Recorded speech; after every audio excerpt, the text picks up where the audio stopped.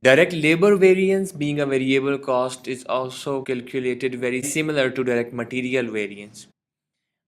An example of direct labor standard would be having quantity as hours, 3 hours required to produce one unit, and a rate per hour will be multiplied to it. We will get a per unit standard for labor.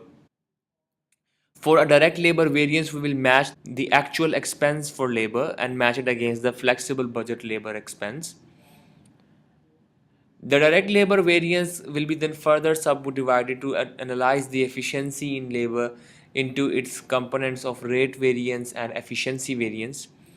The efficiency variance is having a similar formula as we have already studied in direct material quantity or usage variance, where actual quantity is matched against the standard quantity and multiplied with the standard rates. In this case, the quantity is hours, so actual hours worked will be matched against what should have been worked for actual production as per standard, and we will multiply it with the standard rate of labor. In this formula, SQ is standard hours that should have been worked to produce the output, and that is the units of output multiplied with standards hour per unit. Standard, I'm just repeating again, is per unit budget.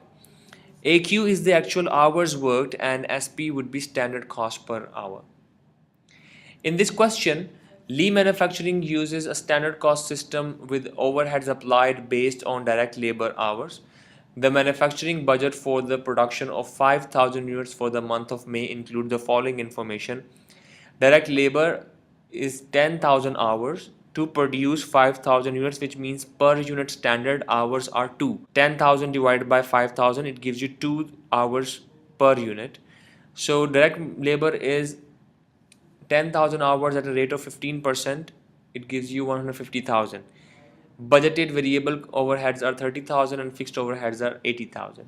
During May, 6,000 units were produced and direct labor efficiency variance was 1,500, unfavorable. Based on this information, the actual number of direct labor hours used in May need to be calculated. That means we need to find AQ.